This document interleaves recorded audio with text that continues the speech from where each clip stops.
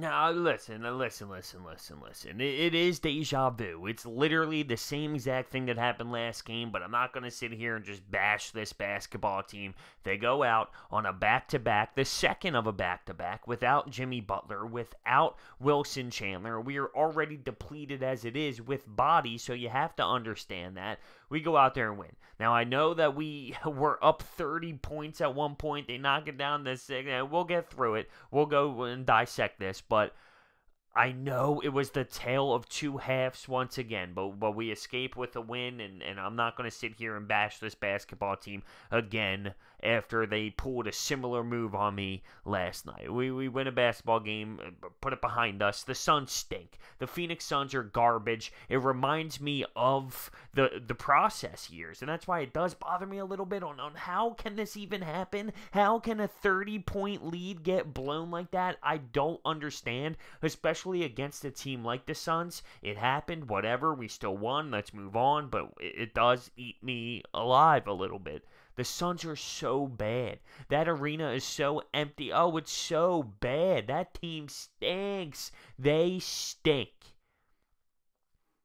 So, when you look at Joel Embiid's first half, when you look at this basketball team's first half, 44 points in the first quarter, 3 players within double digits, J.J. Redick with 12, Joel with 12, Ben with 13, and the Sixers did a great job, especially throughout the first half and into the third a little bit, of matchups and taking advantage of it and putting Ben Simmons in the post and then beating his opponent down and just taking advantage of the matchups because, let's be real, we had that all over the floor due to the fact that we are just so much more talented than them and we have more stars. So the Sixers did a great job of taking advantage. We ended the first half with 72 points. We got to the free throw line 32 times. We ended going to the free throw line 50 by the end of the basketball game. A lot of stoppages, a lot of whistles, but 32 free throws in the first half, that's pretty remarkable. That's really getting to the line. And like I said, that goes hand in hand with just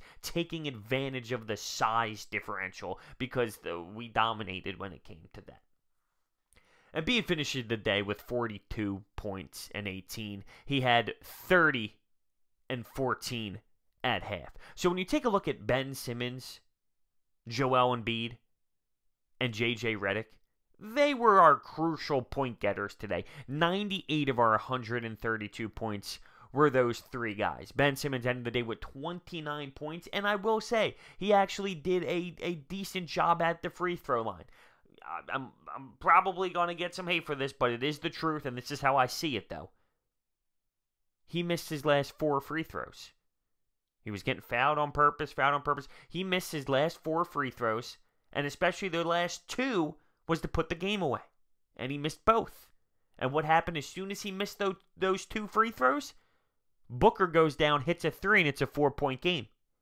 And I know the Suns stink, and I know that there wasn't that much time left on the clock at this point, but for future reference, this is now 2 games in a row where he has missed 2 free throws. He actually missed 3 because of a lane violation last game.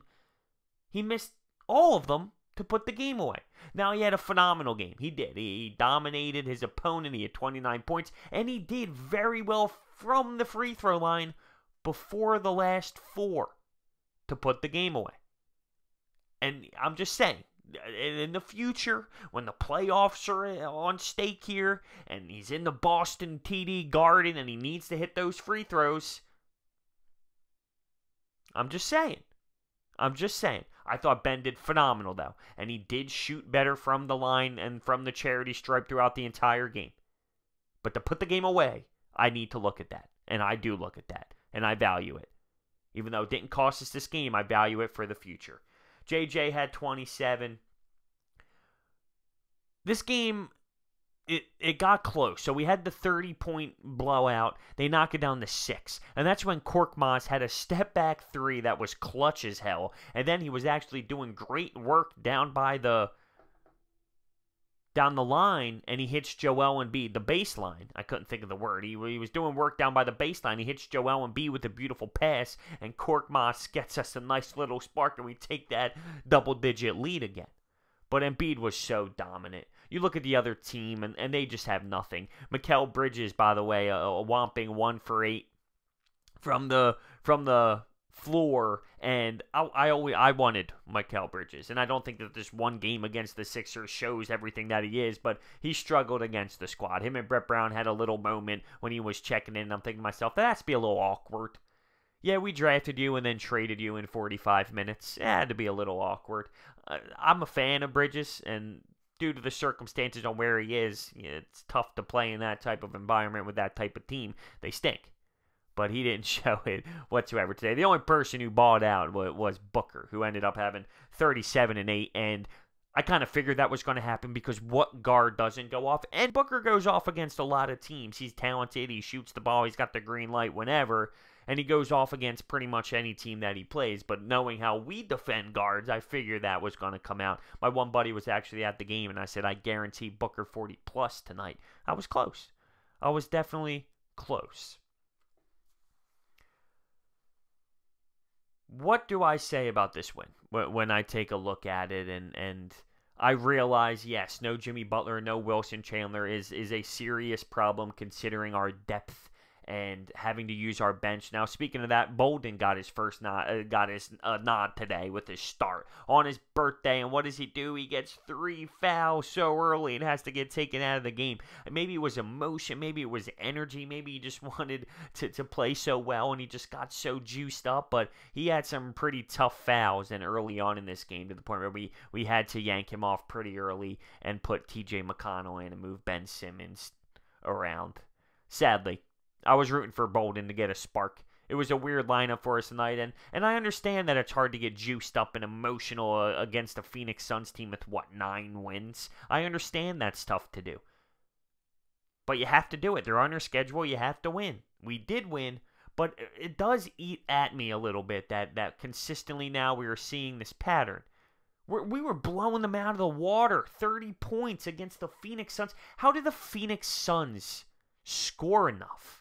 How do they create enough offense to come back without us matching? I don't get that. I can't comprehend it. They are a really bad basketball team. It's not a middle-of-the-pack squad. How did they come back? This is garbage NBA players assembled, okay? It should never happen. We turned the basketball over 18 times. And I don't want to focus on the negative. I feel like lately I have been a little negative with the Sixers. That's because I know they're still missing things and they frustrate me. But once again, we're almost at the 20 turnover mark. Oh, maybe that's how they came back into the basketball game. Because we were turning the ball over. Just spitballing ideas. When it comes to rebounds, yes, we do our thing on the glass. But all in all, what I take out of this game is understanding it's a back-to-back, understanding the bodies weren't there, we come out and win. It's just, I don't understand. I don't understand. We were on fire. We were literally dominating, murdering them. How do we let the Suns climb back into this game? I don't know. What am I going to do? What am I going to do? We get the win. We get 2 wins. 2 ugly wins, but we get 2 wins. Back-to-back nights, and then we get to go home. We get to go back to the Wells Fargo. We'll get to relax, embrace the home crowd. There was no crowd there tonight at all, so we'll get to embrace the home crowd. I believe the Dallas Mavericks are in town. You got a nice rookie player who is making noise around the NBA coming in, and no one knew about him before. Is he really serious? He played in the Euro leagues. Everyone always questions how are they going to be able to come over to the NBA and do their type of game. Oh, he's doing it, all right. He's crossing over Paul George. It's going to be exciting. It's a good Dallas Mavericks squad with some energy behind them. So it's going to be a good test, especially at home. And I like the fact that we get to go home for some basketball games here.